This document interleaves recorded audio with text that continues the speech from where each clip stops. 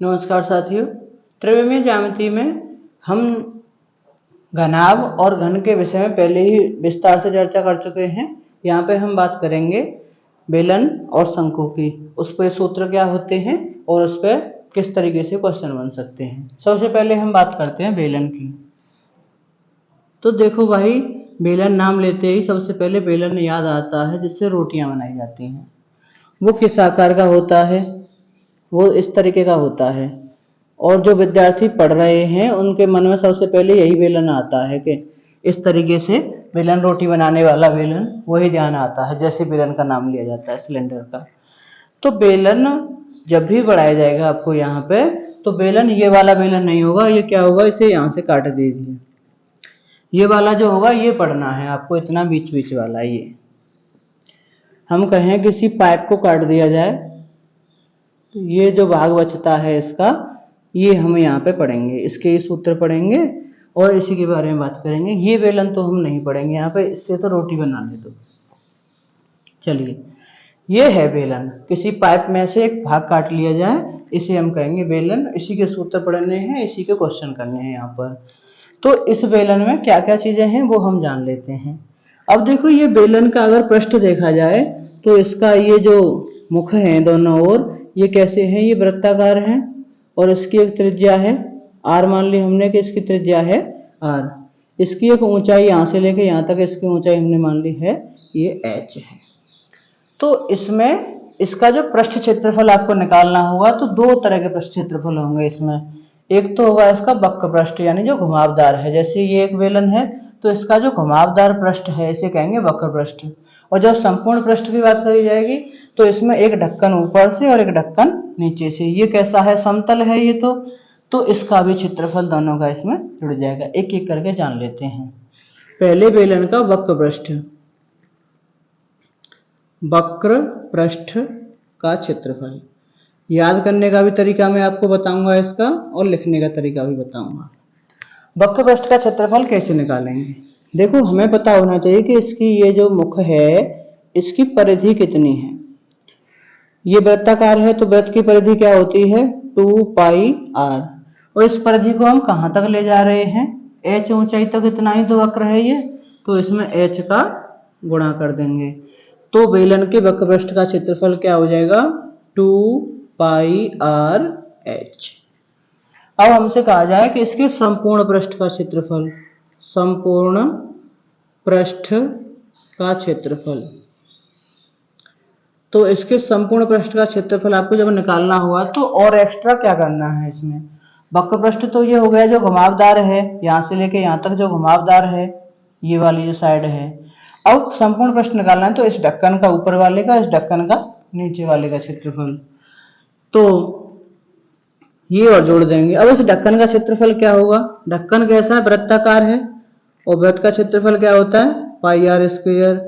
लेकिन यहाँ पे कितने हैं ये वृत्त? दो हैं, एक तो नीचे एक ऊपर। तो pi r square plus pi r square, तो कितना हो जाएगा ये? 2 पाई आर स्क्वायर। तो यहाँ पे जो 2 पाई आर एच लिख रहा है, इसमें हम क्या जोड़ देंगे? 2 pi r square. 2 pi are यहाँ पे भी है, 2 पाई आर यहाँ पे भी, कॉमन ले लेंगे 2 पाई आर। तो 2 पाई आर कॉमन लिया, यहाँ से h बचा, यहाँ से r बचा। ये क्या क्षेत्रफल बन जाता है? संपूर्ण पृष्ठ के क्षेत्रफल के लिए सूत्र बन जाता है। हमें निकालना है बेलन का आयतन। तो आयतन कैसे निकालेंगे? बेलन का आयतन क्या होता है? देखो, बेलन का आयतन ऐसे ही निकालेंगे कि इसका आयतन पता हो हमें, इसका क्षेत्रफल। इस ढक्कन का क्षेत्रफल कितना होता है? वृत्ताकार है तो पाई आर स्क्वायर होगा। और पाई आर स्क्वायर को भर के हम कहां तक ले जा रहे हैं? h ऊंचाई तक, तो h का गुणा कर देंगे इसमें।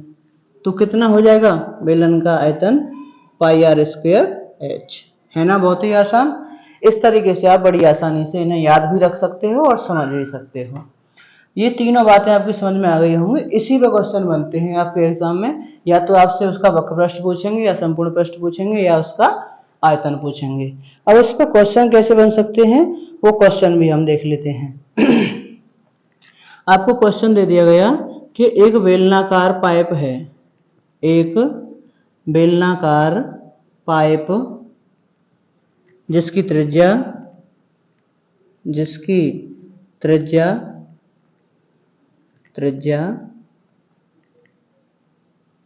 3.5 सेंटीमीटर है, 3.5 सेंटीमीटर है। के वक्र पृष्ठ का क्षेत्रफल बताइए।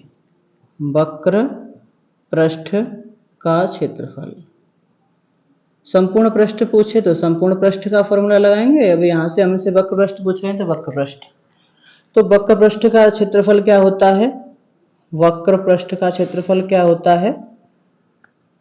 पाई आर स्क्वायर एच। वक्र पृष्ठ का क्षेत्रफल 2 pi r h, 2 pi r h. Pi r square h क्या होता है? इसका आयतन होता है, माफ कीजिएगा।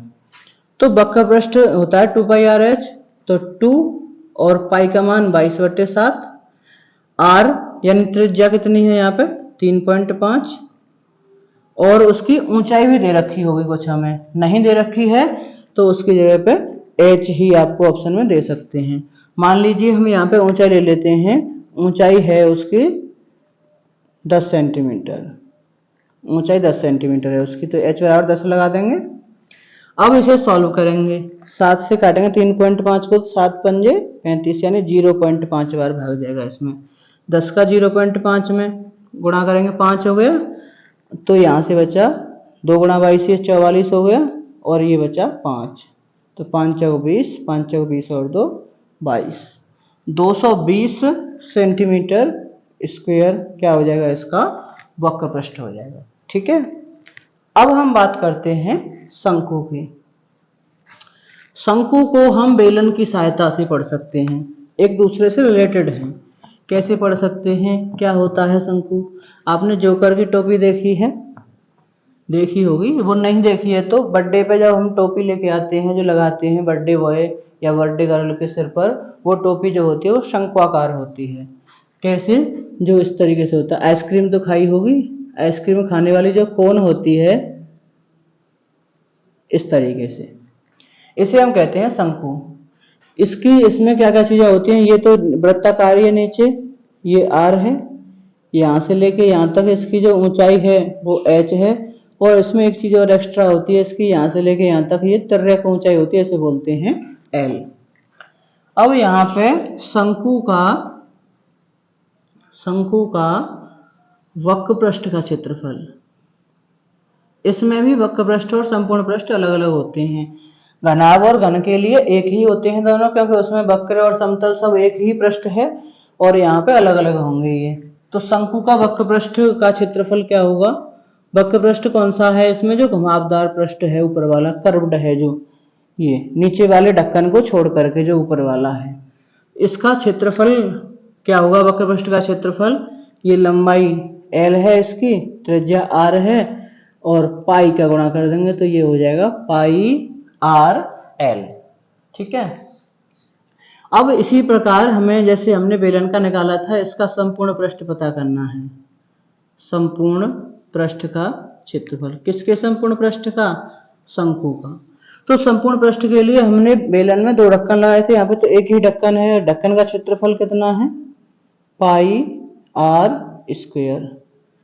तो पाई आर स्क्वायर हमें यहाँ पे लगाएंगे, तो pi r l plus pi r square, तो कितना हो जाएगा? पाई आर कॉमन ले लीजिए, pi r l plus r, ये हो जाएगा इसके संपूर्ण पृष्ठ का क्षेत्रफल। अगर इसके हमें आयतन की बात करनी हो तो इसका आयतन हम निकालते हैं।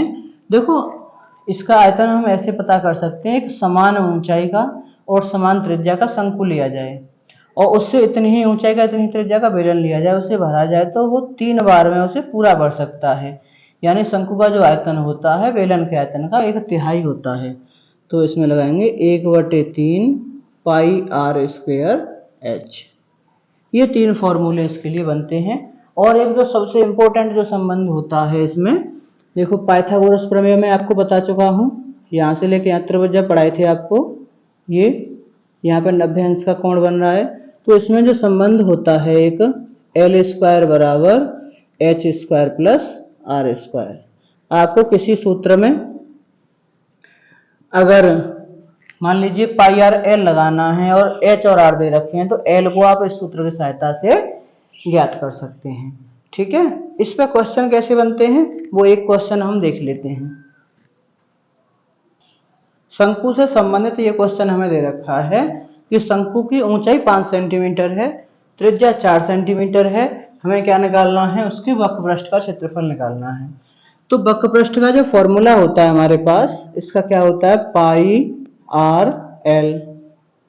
हमें एल पता होना चाहिए, लेकिन यहाँ पे क्या पता है, ऊंचाई एच पता है और त्रिज्या आर पता है। हमें एच बराबर दे रखा है 5 सेंटीमीटर, आर बराबर दे रखा है 4 सेंटीमीटर, हमें एल पता होना चाहिए, तब हम निकाल सकते हैं वक्रपृष्ठ। तो हमने इसका संबंध लिखा था अभी, एल स्क्वायर बराबर होता है h square plus r square.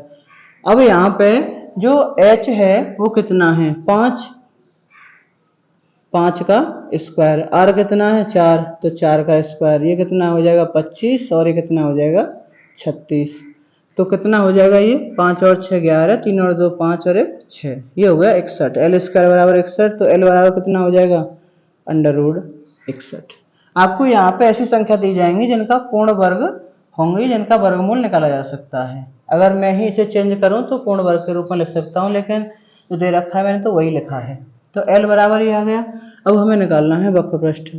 तो क्या होगा वक्रपृष्ठ, पाई आर एल।